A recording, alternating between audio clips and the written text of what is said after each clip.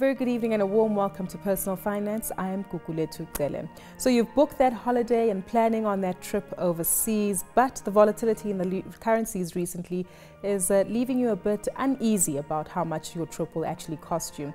Well, to tell us more as to how to protect yourself against these uncertain times on the currencies, I'm joined by Ian Barrable, who's a director at American Express. Good to have you with us today, Ian. Good to be here, thank you. Maybe let's pick up on the economic times when planning that trip overseas. We often think, the currencies won't move too much in a volatile space, but this year has certainly been a different story for the local rand.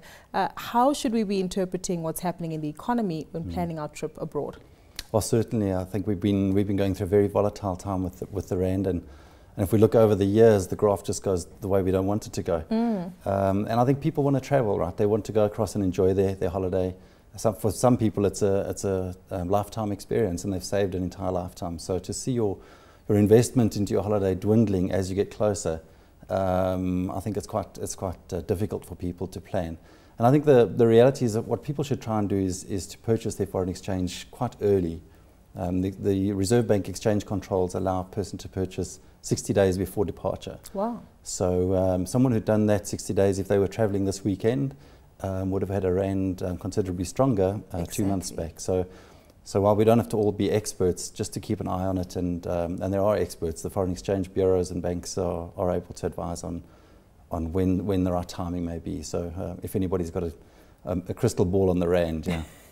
We all wish we did. But on Absolutely. That early purchase of the currencies, would you have to store them in a particular account or have them linked to a traveling card that you might be using? So to purchase them, you'd need an air ticket. So once you've booked your air ticket and you've got your passport and it's valid, that's when you can purchase. So 60 days prior to that, any authorized dealer, bank or foreign exchange bureau could sell you foreign exchange. That would then be in any form. So it could be they could sell you currency in cash. You could load it onto a prepaid travel card, or those would be the two best vehicles to do that. If we also take a look, though, at the not only the currency flows, but having purchased this particular currency, then you get abroad, you end up spending the money, things seem a little bit more costly. Does it matter whether you use cash, a prepaid card, a credit card? Yep. Do all those elements also count? Absolutely, and we've always advocated a mixed wallet. That's the way we refer to it. So take a little bit of cash when you land, taxis, maybe needing to tip somebody, so you need to have some cash available. We advocate putting money onto a prepaid travel card, and I'll take you through the benefit of that being that you can lock the exchange rate in from the day you purchase. So if you purchased that 60 days ago, your exchange rate's locked in at the date of purchase, and we wouldn't have been impacted through this volatility that we've been through over the last couple of weeks. Sure. And the third way, of course, is while you're there and you're wanting to purchase a big item or hotel bills or car rental, credit cards always work overseas. But that rate is dynamic, so that's the rate that transaction goes through and is processed is the exchange rate's going to be applied on the day. So we like to think prepaid card and the cash, that rate's locked in, and especially for us, where we've got a volatile currency, try and lock it in. Exactly. At least you know what your budget is when you leave. Tell us more about the prepaid cards and the benefits thereof. Are there significant cost implications related, though, and how often can you reuse that card when you travel elsewhere in future? Yeah, so the cards are valid for 5 years. They can be topped up, provided you've got the documentation for exchange control and you can purchase foreign exchange, so they can be topped up whenever you travel. There are limits, and those are different limits according to different cards, and they're all within the exchange control limits, so well less than the exchange control limits. I would recommend that people check out the different products. There are different fees, and different products charge different fees. We've tried to keep the American Express card as a simple card to use and tried to keep our fees as low as possible. And there are different fees. So there could be an upfront card fee. There would be an FX conversion fee, and that's going to apply on any product you purchase, be it cash or onto a prepaid card.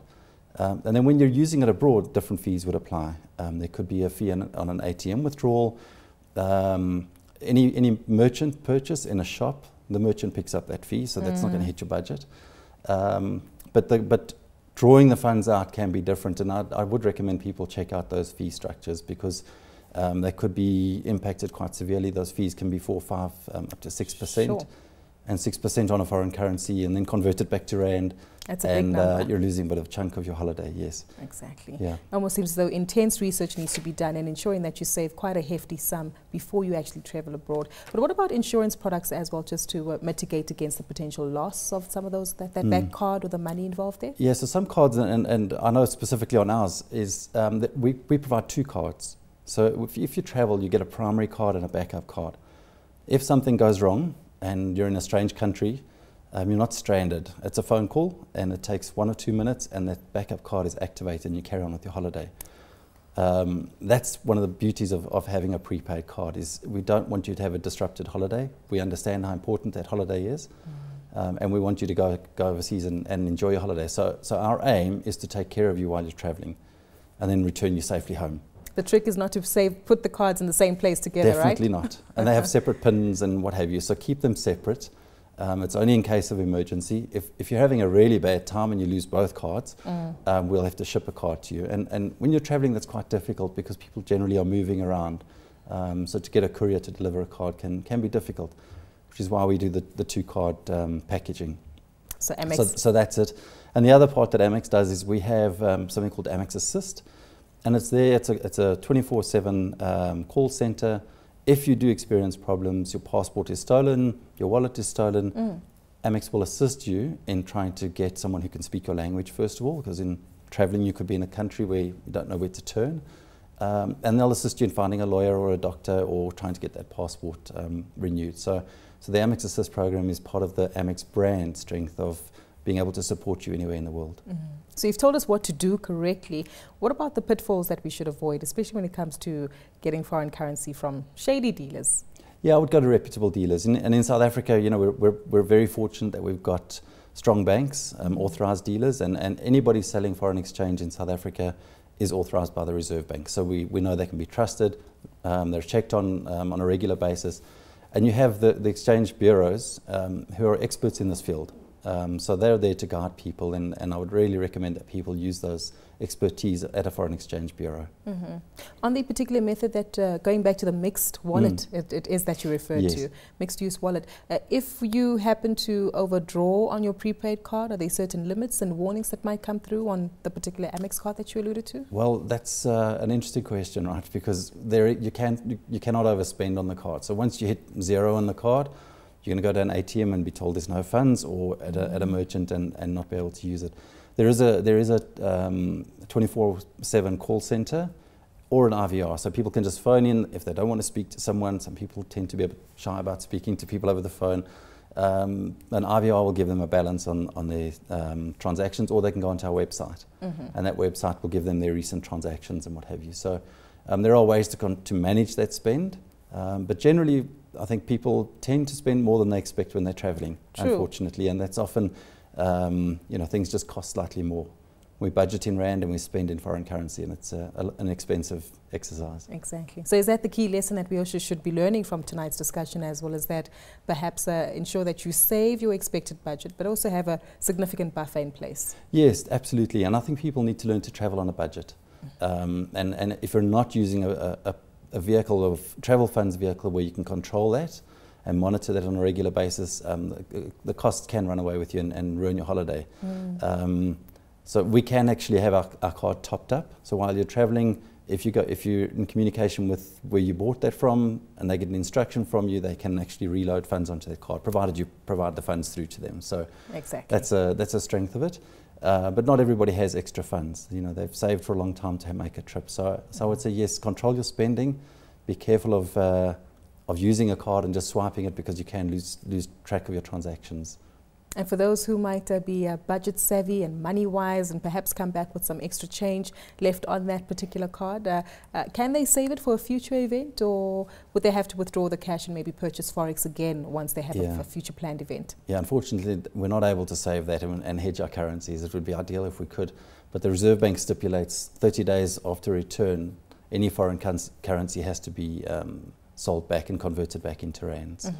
So that's a local regulation that has to be complied with, and the onus is on the traveller to do that. Don't want anybody breaking the law. Clear warning coming Definitely not. No. Exactly. Yeah. Well, we've said quite a bit, Ian. Let's certainly learn what some of the key takeaway points are from tonight's conversation.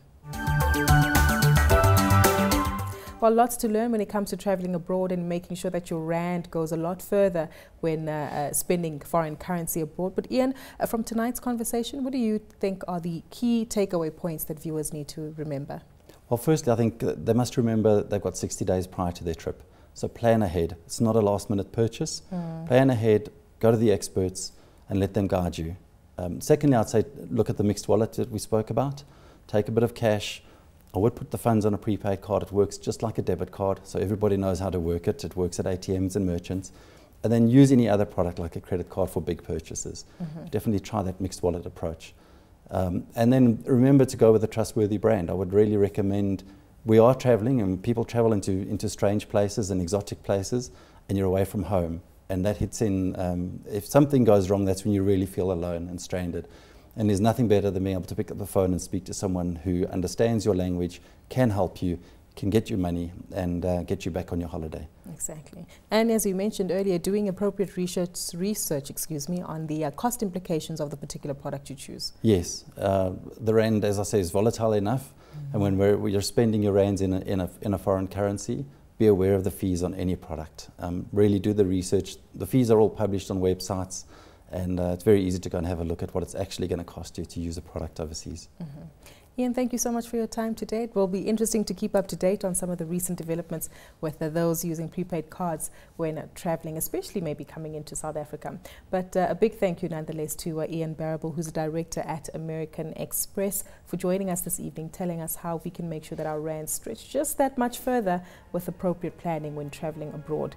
Remember, though, that we want to hear from you, so share your thoughts, insights and suggestions with us. You can tweet any of your comments to @CNBC Africa using the hashtag Finance410 or to myself @Gugulethu. Until next time, happy traveling on a budget.